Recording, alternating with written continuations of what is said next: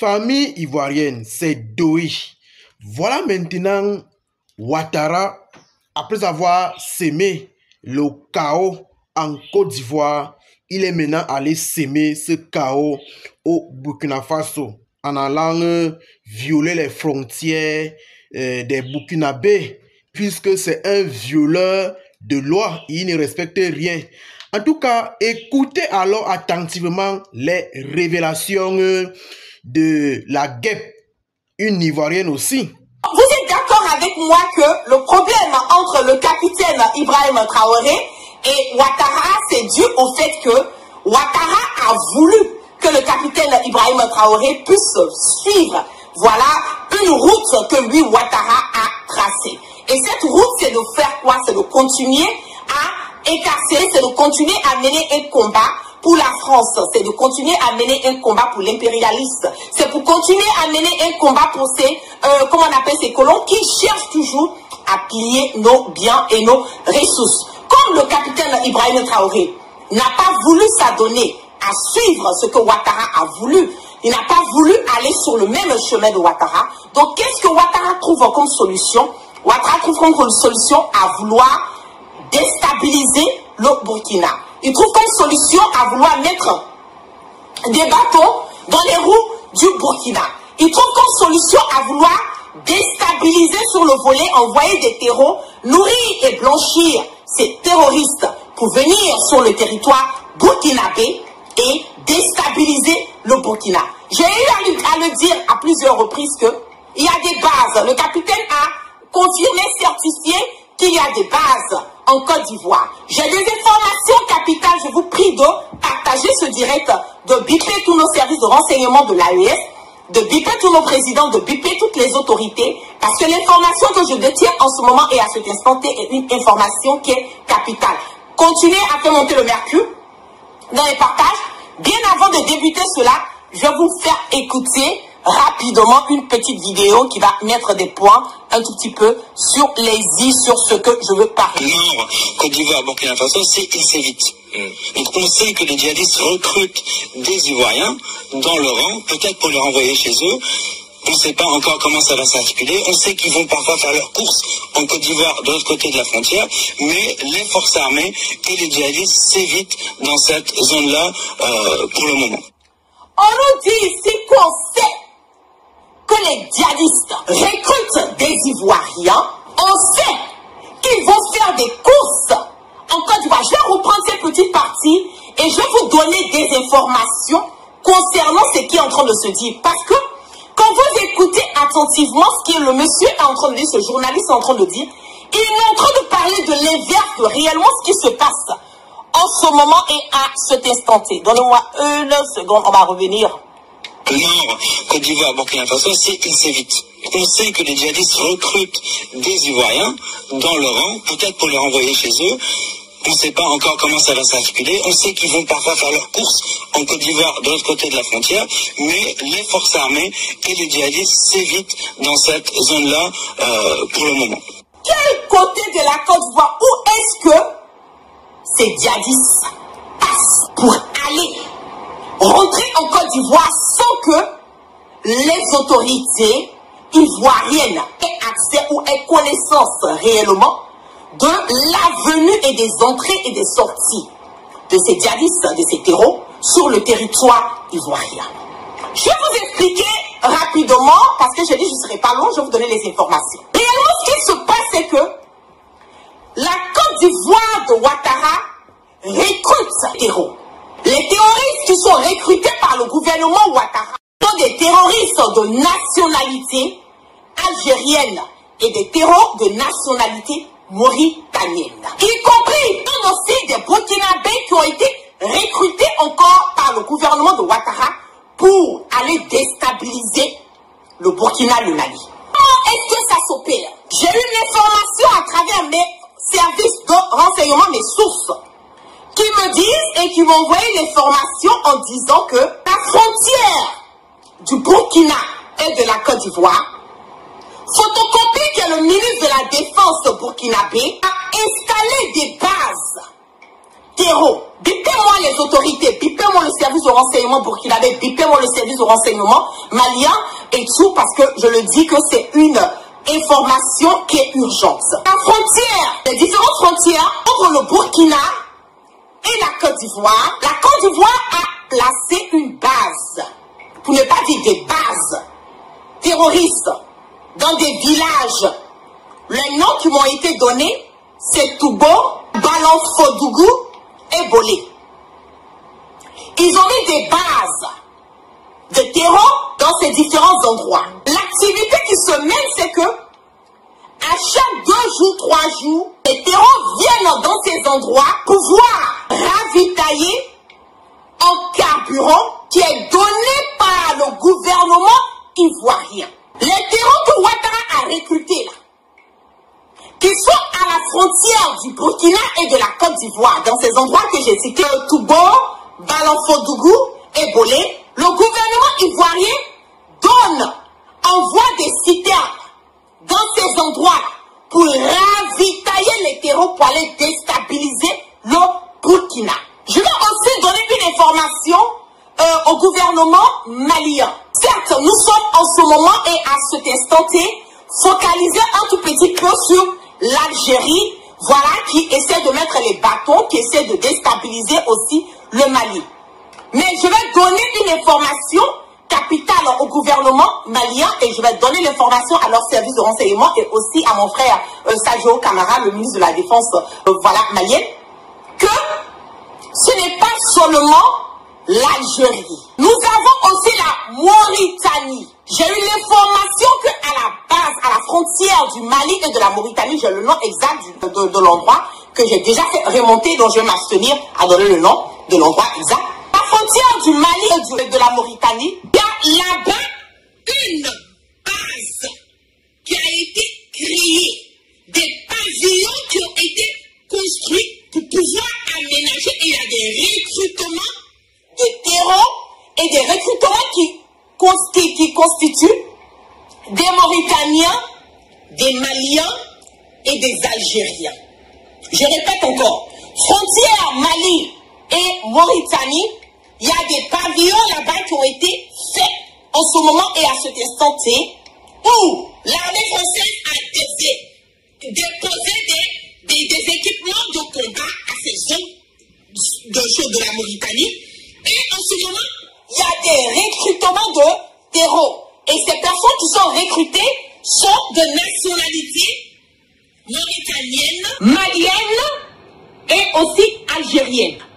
Donc il y a 2 problèmes. Il y a le côté de la Côte d'Ivoire, Ouattara, qui fait des recrutements de terreau, voilà et tout. Et nous avons aussi le côté de la Mauritanie. Il ne faut pas que le Mali ait seulement les yeux sur l'Algérie. La Mauritanie aussi est en soin en train de recruter et à la frontière du Mali et de la Mauritanie, il y a une base.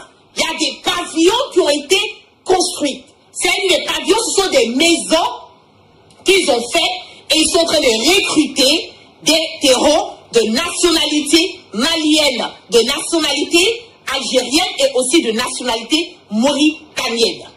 Donc, je vous dis encore que Alassane Dramane Ouattara ne va pas arrêter de chercher à déstabiliser le Burkina parce que le capitaine Ibrahim Traoré n'a pas voulu suivre la route que Ouattara voulait. Et suivre la route que Ouattara veut, quelque part veut dire aller dans le sens de protéger les biens, les ressources, voilà, comment on appelle, de la France. Veut dire quelque part livrer le Burkina, veut dire quelque part permettre à la France de plier les biens et les ressources du sous-sol burkinabé et en profiter eux-mêmes de cela.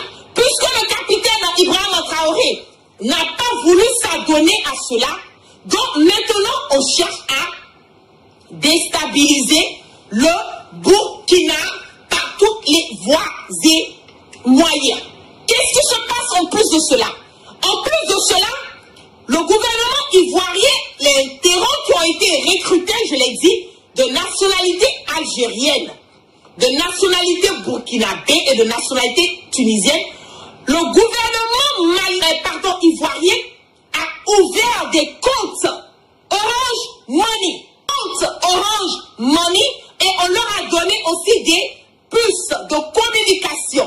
Je vais demander encore à nos services de renseignement de l'AES d'essayer de voir comment est-ce qu'ils peuvent craquer les communications, parce qu'ils ont des puces de, comment on appelle, ivoiriennes, qui ont été données à ces terreaux pour pouvoir échanger, pour pouvoir communiquer. Des échanges, des comptes, pardon, de transfert d'argent ont été aussi mis en place pour pouvoir les permettre d'envoyer, voilà, de l'argent à ces personnes. Et je l'ai dit aussi, les villes comme, donnez-moi une seconde, je vais reprendre, je vais vous donner encore le nom de ces villes.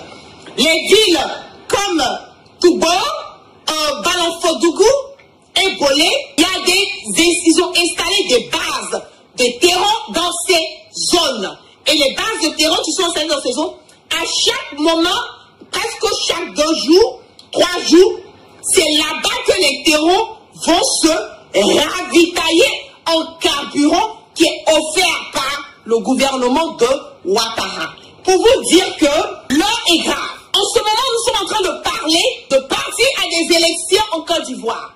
Et pendant que nous parlons de partir à des élections en Côte d'Ivoire, Ouattara n'a pas de priorité réellement sur ça, parce qu'il se dit qu'il va passer par toutes les voies et moyens pour pouvoir se maintenir. Mais dans le même temps, il cherche aussi à déstabiliser. Pendant la fête de l'indépendance de Côte d'Ivoire, vous avez vu des chars, voilà, qui ont été exhibés pendant la fête. Après la fête, tous ces équipements sont en ce moment et à cet instant dans les frontières, voilà, aux frontières du Burkina, du Mali.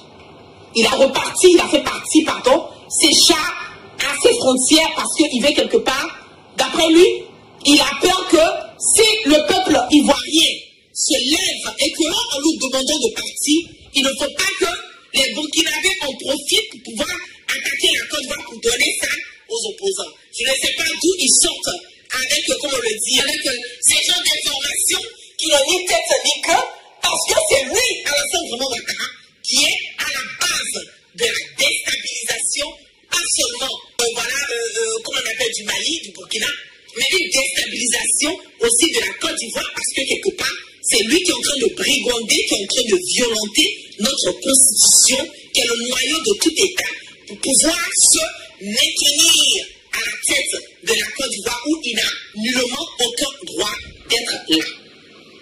Donc, j'ai donné l'information, voilà l'alerte qui a été donnée, les zones où les bases sont déposées, et aussi le gouvernement malien de prêter attention aux frontières entre le Mali et la Mauritanie, parce qu'il y a des pavillons, il y a des recrutements de terreaux qui sont dans cette frontière, pardon, entre le Mali et la Mauritanie. Le nom, j'ai déjà fait remonter le nom, donc je pense qu'ils auront l'occasion de vérifier, et aussi le nom des différentes villes que je viens de citer. Je vais bien demander au gouvernement burkinabé de vérifier. Voilà, c'est donc parce qu'il y a beaucoup de trafic, voilà, de terreau qui se passe dans ces endroits, et c'est la Côte d'Ivoire qui est à la base de cela. C'est la Côte d'Ivoire qui les a recrutés, et c'est la Côte d'Ivoire qui les nourrit, qui les blanchit.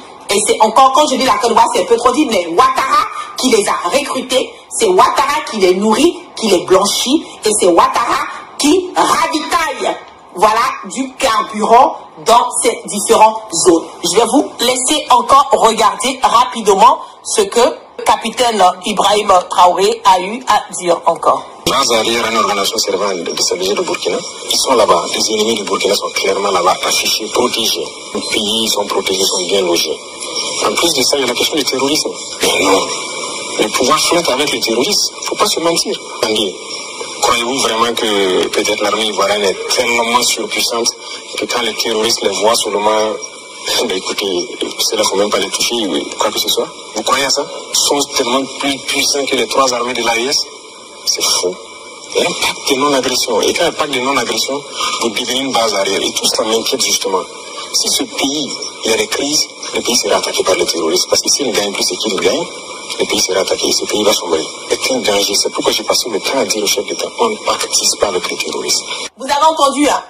Donc, le capitaine Ibrahim Traoré a déjà donné des informations sur ça, pour dire qu'il y a un contrat de voilà, genre on t'attaque pas, mais le problème c'est même pas un contrat, le problème est que c'est Ouattara qui les a recrutés. C'est Ouattara qui a la base de ce recrutement, c'est lui qui a la base du chaos, du bordel et de la zizanie. Au niveau du Burkina, c'est lui, voilà, qui nourrit, qui blanchit ces terreaux, c'est lui qui leur fournit en carburant et c'est lui qui les recrute venant de l'Algérie, de la Tunisie et aussi de la, comment on appelle aussi des Burkinabés aussi conjoints. Voilà, Ouattara pouvoir venir chercher à déstabiliser leur propre pays parce que, bon, ils décident qu'ils n'aiment pas, voilà, Ibrahim Traoré, donc on décide de pactiser quelque part avec le grand déstabilisateur, le plus grand putschiste de l'Afrique de l'Ouest et de Ouattara, à vouloir venir chercher à déstabiliser son propre pays, ce qui est bel et bien dommage. Donc sur ce, j'ai dit que je ne serai pas long. Merci à toutes les personnes qui sont restées connectées avec moi ce soir. Que la grâce de Dieu soit sur tout un chacun et que Dieu, dans sa miséricorde, qu'il continue de pardonner nos péchés et qu'il nous emmène le sens du discernement. Courage, courage, courage, courage. Voilà, au peuple de l'AES, courage à tous mes frères du Burkina, à tous mes frères du Mali, du Niger. Nous savons que le combat n'est pas facile, mais je le dis que très bientôt, le capitaine Ibrahim Traoré l'a dit, l'ambulance noire va réapparaître et ce sera la fin de la guerre. Un message fort, un message poignant et nous attendons tous ce jour où vraiment l'Afrique va pouvoir aller de l'avant. Et merci à toutes les personnes qui continuent de près et de loin à contribuer à l'édifice de notre belle Afrique. Et merci pour tout le soutien inconditionnel à mon égard. Je vous love, vous passez une excellente journée et un très bon week-end. Et au fur et à mesure que je détiens les informations concernant ces histoires de vouloir déstabiliser le Burkina et le Mali ou le Niger, je vais toujours sortir et je vais alerter, voilà, mes frères africains. Alors, c'était la fin de cette vidéo sur la chaîne Laisse, je t'explique tout. Comme je vous ai dit, nous sommes là pour transmettre l'information, véhiculer l'information. Et vous aussi, vous devez prendre cette information et la partager dans vos groupes WhatsApp, Telegram et bien d'autres en laissant vos avis. Parce que ça fera en sorte que la chaîne puisse être interagie et la chaîne puisse être proposée à d'autres personnes qui n'ont pas encore découvert cette chaîne.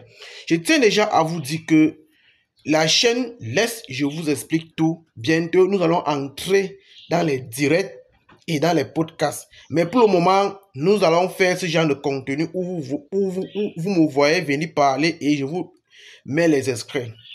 Alors, s'agissant de Ouattara, Ouattara c'est un imposteur. C'est celui-là qui pense que comme il a violé la loi en Côte d'Ivoire, il peut violer la loi au Burkina Faso. Vous savez très bien que le Burkina Faso, c'est un pays qui est d'abord soutenu par la Russie. Et qui dit Russie, dit Poutine. Parce que Poutine, c'est quelqu'un qui frappe, il ne joue pas. Le Burkinabé, même d'abord en question, c'est un pays qui a déjà des drones. Ils ont des drones.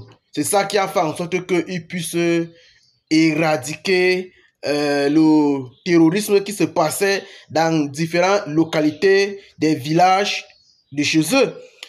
Or, quand on compare maintenant Ibrahim Traoré et Ouattara, vous voyez que c'est le jour et la nuit. En tout cas, moi je vous ai dit, Ouattara doit partir du pouvoir. C'est fini pour lui. Son départ est déjà scellé. Même les hommes de Dieu ont déjà fait des révélations. Parce que quand c'est gros, c'est laid. Et quand c'est laid, cet individu doit dégager parce que ça sent déjà mauvais. Restez connectés des nôtres. On se retrouve pour les prochaines éditions sur la chaîne Laisse, je t'explique tout.